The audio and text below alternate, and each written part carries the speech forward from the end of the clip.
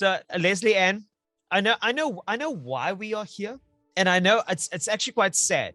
There's a bittersweet to it, but before we get to Lucifer in the final season, which is it's making me sad because there are certain characters in there that I'll miss, like Maze, happens to be my favorite character.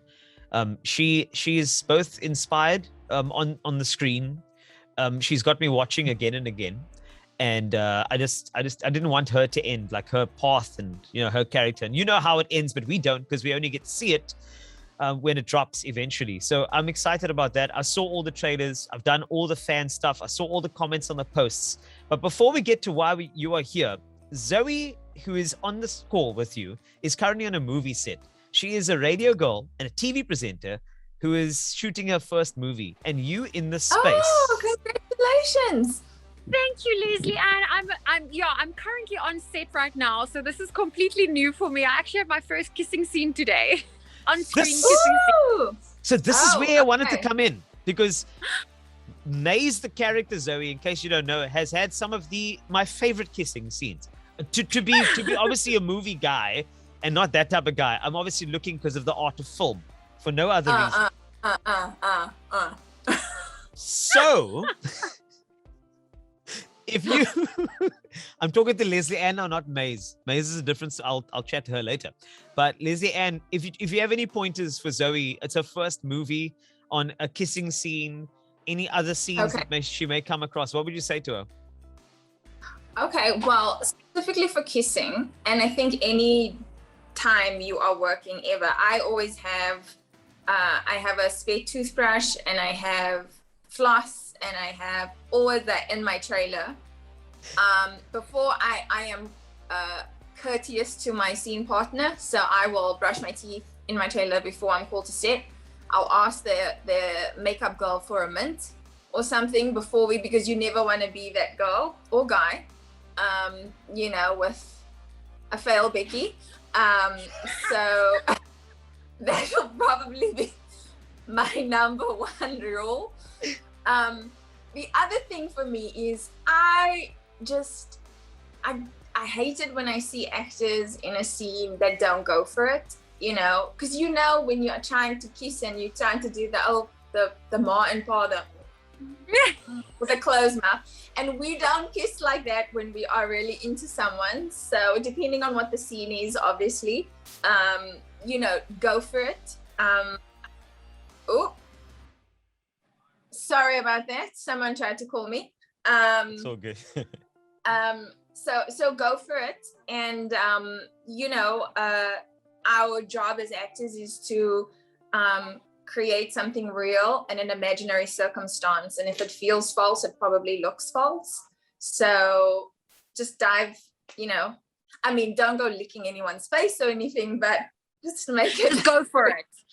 Just go for it.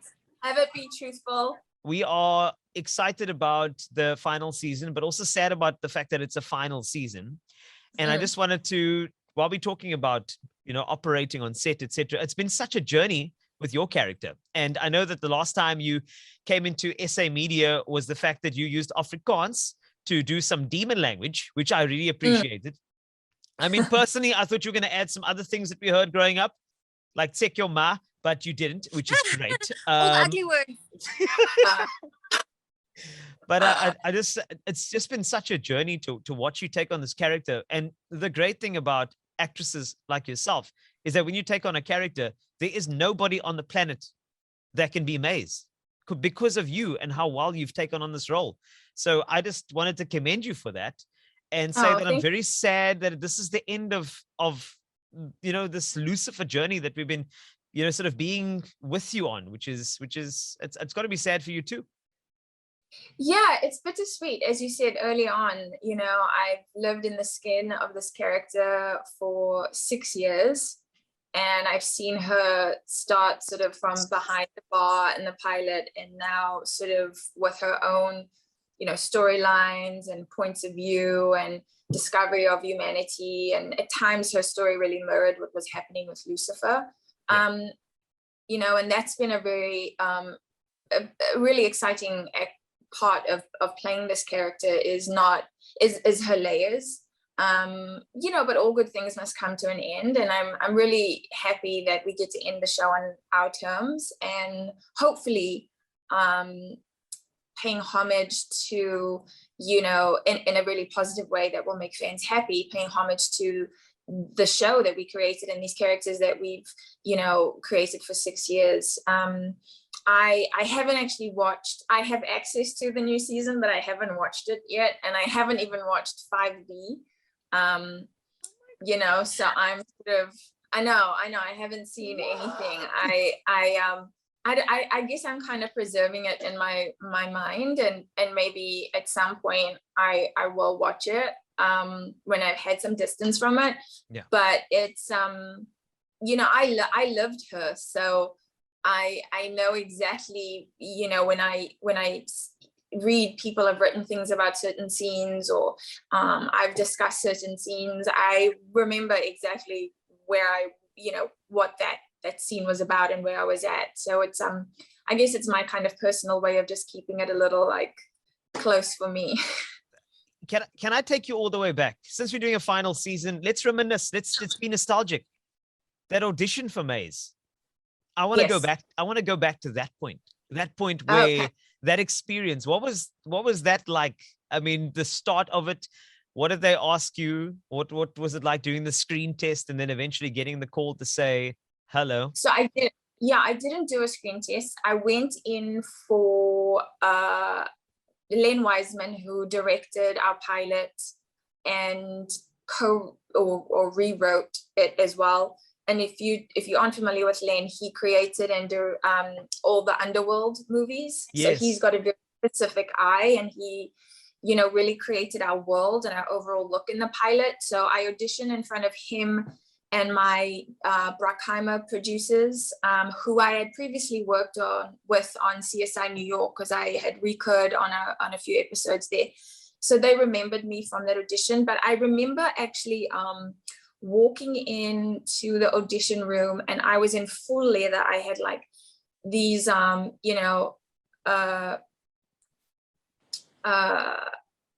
Givenchy boots. Ooh. I had these leather pants on.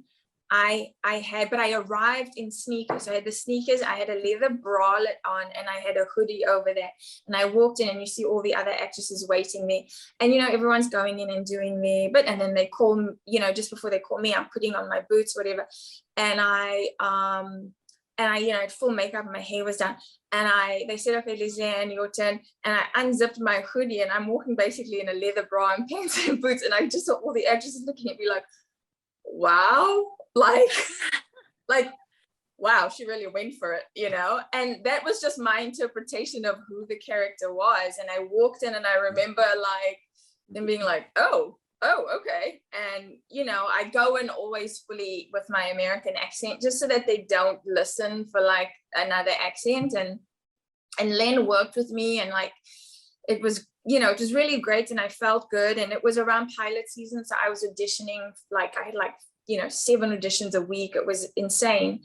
And in that 1 week, so I got a call, and they said, okay, we want to test you for Lucifer. Now, traditionally they would do live tests, but this was like, where they would just use your tape and basically like send it to the network, studios, etc.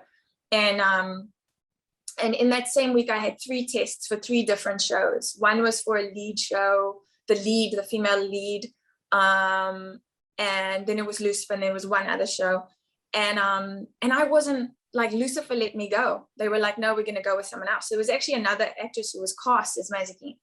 And it was one of those awful weeks as an actor where you're just like, oh my God, what am I doing? Like, why am I here? I can't do anything right. It was tough. It was a really tough week. And, I took like 3 knocks on the chin, and then I was at the photo shoot, and I guess the actress they had a read through, and her interpretation of the character was not what the network and studio and the director wanted. And so they called up my agent, and they were like, we'd like to reinstate her deal.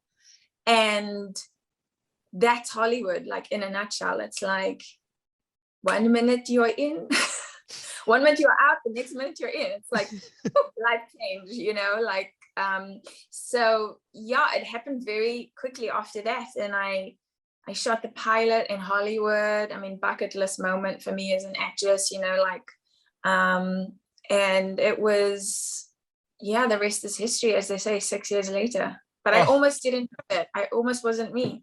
Yeah. So are you saying 6 years later, 6th season, there may be something happening in episode 6 in the 6th minute? Perhaps. I'm just asking for a friend. Perhaps there's something connected there. Are you playing on this? No idea what happened. There.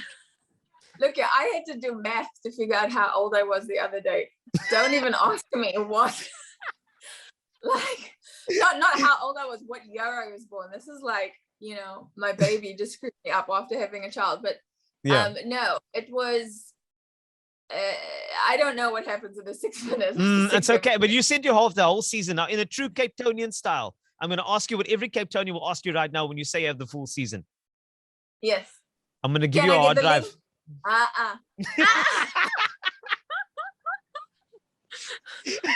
I'm going to give you a hard drive. No, wait, none of that. No, it's such a great thing. Actually, you know, when it came to the audition, I was also very intrigued at how actresses and actors put themselves into a certain role. And you said you lived this character for 6 years. And it's intriguing because how much of you is in Maze? How much of Maze is in you? And was there a time where you just got meshed in the middle and you were out and maybe you had one shot of tequila and you just realized, hold on, am I Maze or am I Lesley Ann here? Hold on. Oh, wait, I'm Lesley Ann. Has that ever happened to you? No, I think no. I think there's always a little bit of, you know, well, I take that back. I think, you know, there are certain characters that you will come across in your career as an actor and actress that will feel more familiar than others. And Maze felt very familiar to me.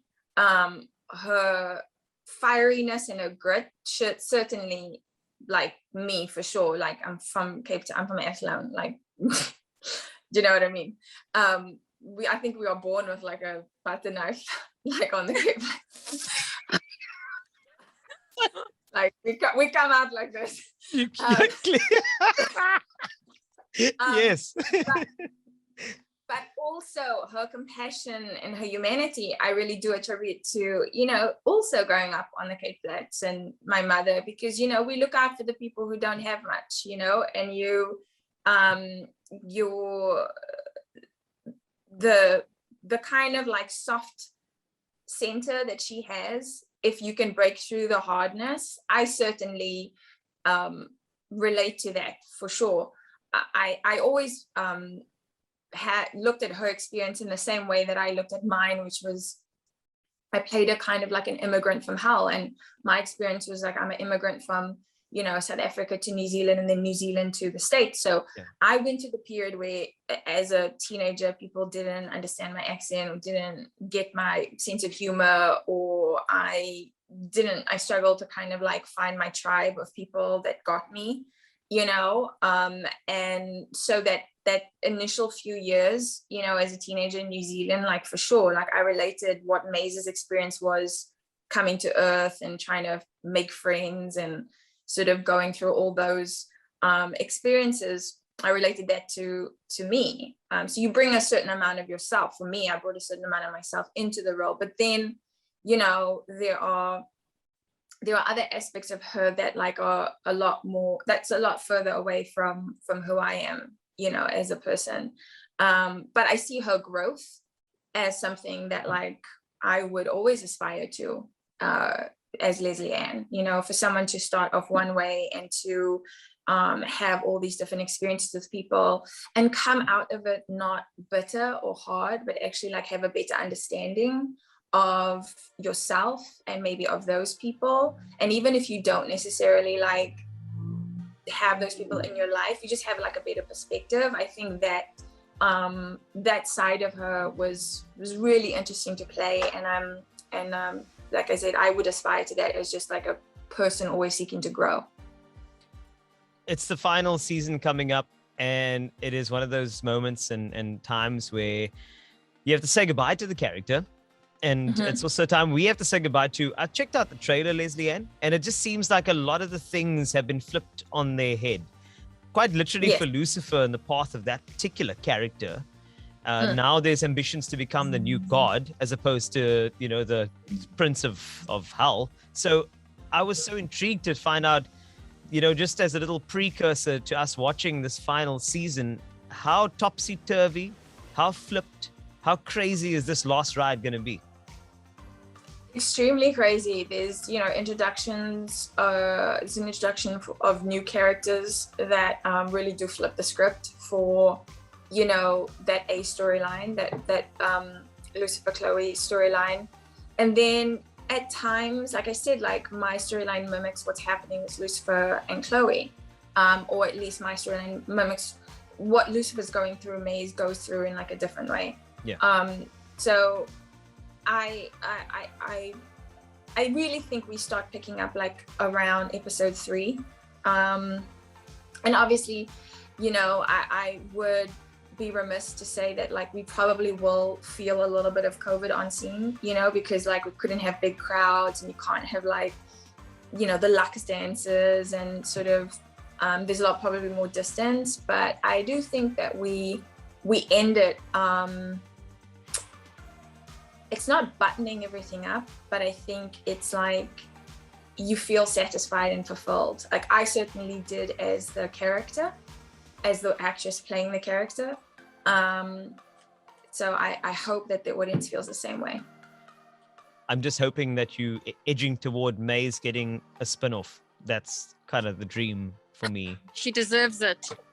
I don't know. I think, it's, hey, I mean, never say never. The show that drives you home with the most music. The Flash Drive with Carl and Wastie.